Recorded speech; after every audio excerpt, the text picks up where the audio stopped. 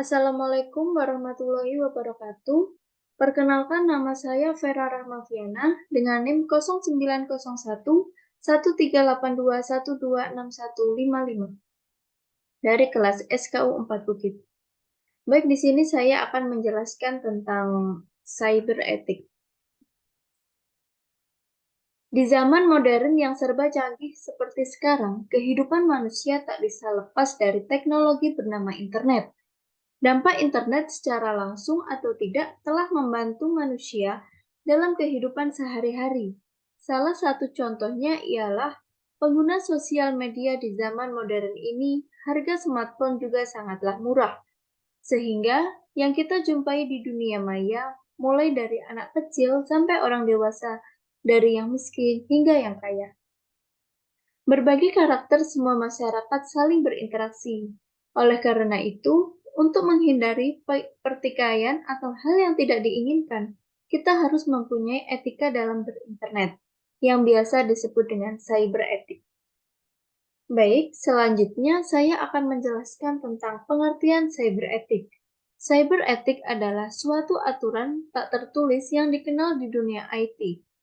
Suatu nilai-nilai yang disepakati bersama untuk dipatuhi dalam interaksi antar pengguna teknologi, khususnya teknologi informasi. Selanjutnya yaitu ada pemicu kejahatan cyber atau pelanggaran cyber etik umumnya adalah yang pertama, ada motivasi pembuktian diri untuk pengakuan dari orang lain atau kesenangan pada faktor ini. Tampak bahwa pelaku ingin membuktikan keahliannya di bidang IT kepada orang lain. Bentuk kejahatan atau pelanggaran cyber etik yang dapat dilakukan misalnya menyerang situs atau hacking dan mengubah sebagai isi atau konten sehingga informasi yang ditampilkan akan menyesatkan pengunjungnya. Bisa juga mengirimkan email dengan attachment yang sudah mengandung virus yang telah diciptakan agar orang tahu bahwa virus tersebut adalah buatannya. Yang kedua ada dorongan untuk melakukan peperangan tanpa batas. Orang-orang yang memiliki motivasi ini adalah orang-orang terpelajar yang saling menyerang satu sama lain. Pelanggaran yang dilakukan misalnya membuat situs yang isinya menyerang atau memberi informasi yang merugikan suatu pihak secara spesifik atas perbuatan yang dilakukan pada pihak lawan. Dan yang ketiga ada motivasi mencari keuntungan ekonomis. Faktor ini sangat jelas tujuannya untuk mensejahterakan pelakunya dengan keuntungan ekonomis yang didapat. Duplikasi situs seperti BCA dapat dikatakan terpicu pada motivasi ini. Transaksi keuangan seperti transfer ke rekening pribadi atau milik orang lain yang masih kerabatnya terlepas dari pengakuan pelaku tersebut bahwa tidak satupun rekening dan PIN yang telah digunakan untuk berinteraksi. Dan yang terakhir ada perkembangan teknologi memang dapat mempermudah kehidupan manusia. Namun, jika diiringi dengan perkembangan pola pikir yang maju, maka perkembangan teknologi justru menjadi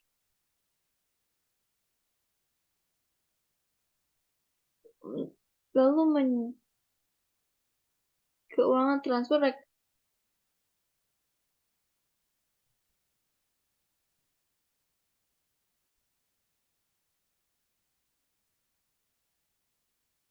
Namun, jika tidak diiringi dengan perkembangan pola pikir yang maju, maka perkembangan teknologi ini justru menjadi bumerang untuk manusia. Aturan yang ada pada cyber ethic dapat menjadi penyeimbang perkembangan pola pikir dan teknologi. Hal ini membuat perilaku pengguna internet dapat sedikit terkontrol. Selanjutnya yaitu ada kasus-kasus dari cyber ethic. Dan kasus yang pertama adalah tentang hacking. Istilah hacker biasanya mengacu pada seseorang yang punya minat besar untuk mempelajari sistem komputer secara detail dan bagaimana meningkatkan kapabilitasnya. Adapun mereka yang sering melakukan aksi-aksi perusahaan di internet lazimnya disebut cracker.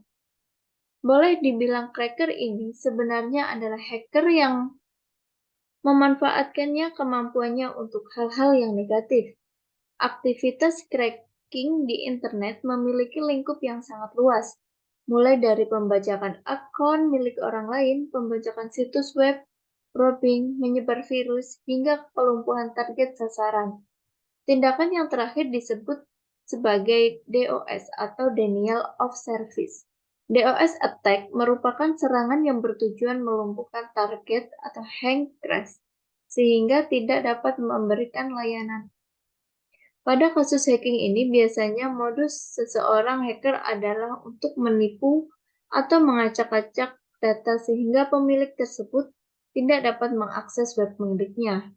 Untuk kasus ini, pasal 406 KUHP dapat dikenakan dengan kasus device.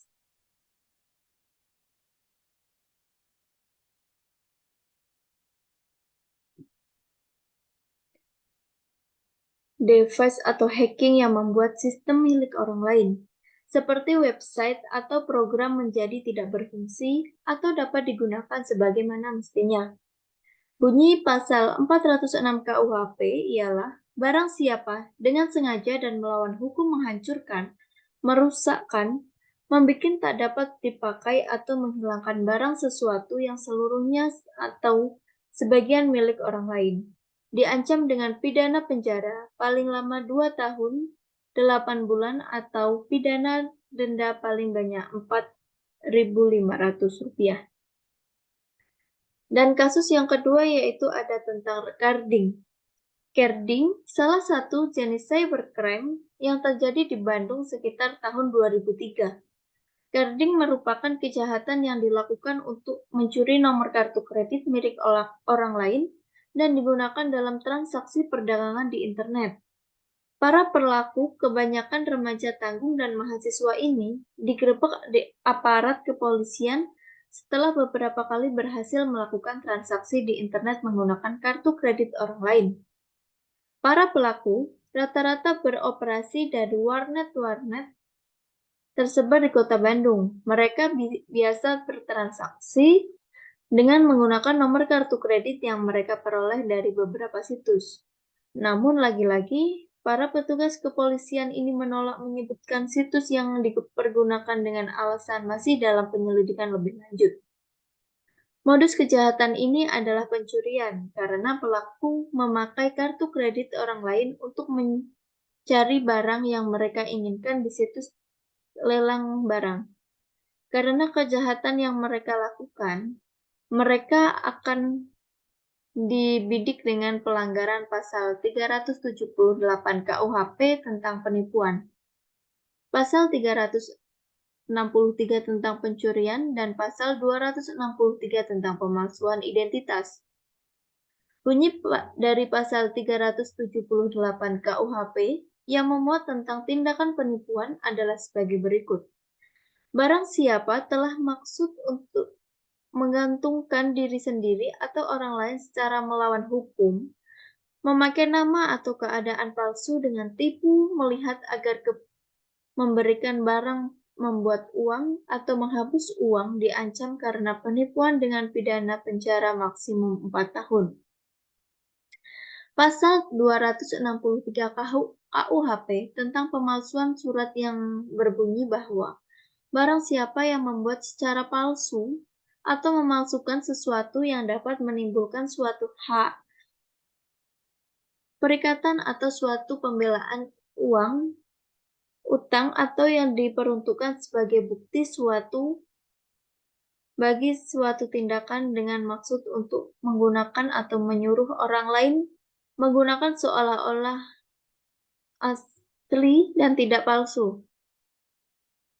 Jika karena penggunaan itu data menimbulkan suatu kerugian, diancam karena pemalsuan surat dengan pidana penjara maksimum 6 tahun.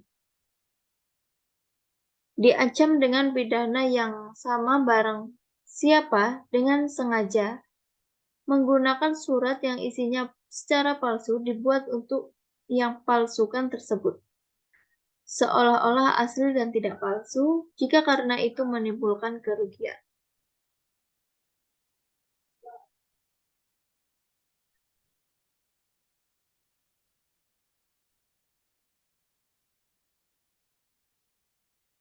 Dan kasus yang ketiga yaitu adalah tentang pornografi.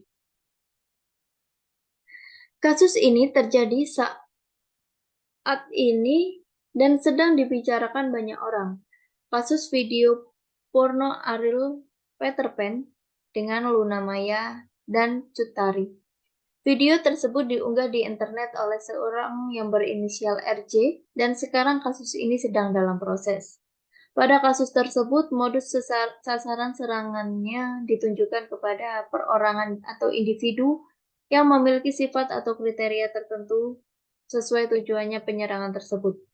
Penyelesaian kasus ini pun dengan jalur hukum, penunggah dan orang yang terkait dalam video tersebut pun turut diseret pasal-pasal sebagai berikut. Pasal 29 UU RI nomor 44 tahun 2008 tentang pornografi, pasal 56 dengan hukuman minimal 6 bulan sampai 12 tahun atau dengan denda minimal 250 juta hingga 6 miliar dan atau pasal 282 ayat 1 KUHP. Pengaturan pornografi melalui internet dalam UU ITE dalam UU nomor 11 tahun 2008 tentang informasi dan transaksi elektronik juga tidak ada istilah pornografi, tetapi muatan yang melanggar kesusilaan. Penyebar luasan muatan yang melanggar kesusilaan melalui internet diatur dalam pasal 27 ayat 1 UU ITE mengenai perbuatan yang dilarang, yaitu setiap orang dengan sengaja dan tanpa hak mendistribusikan dan atau mentransmisikan dan untuk membuat dapat diaksesnya informasi elektronik dan atau dokumen elektronik yang memiliki muatan untuk melanggar kesusilaan.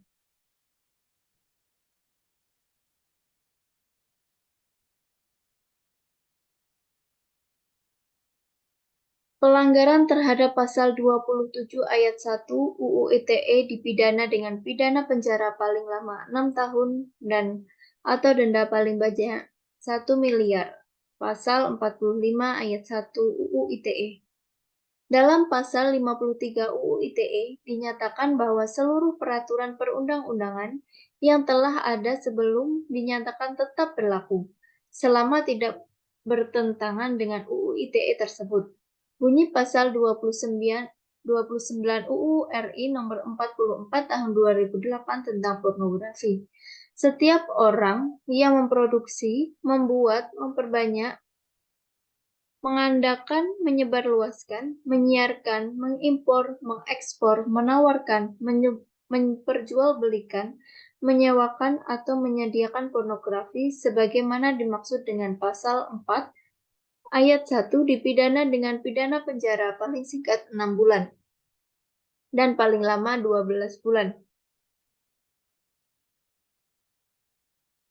12 tahun pidana dengan denda paling sedikit 250 juta rupiah dan paling banyak 6 miliar rupiah.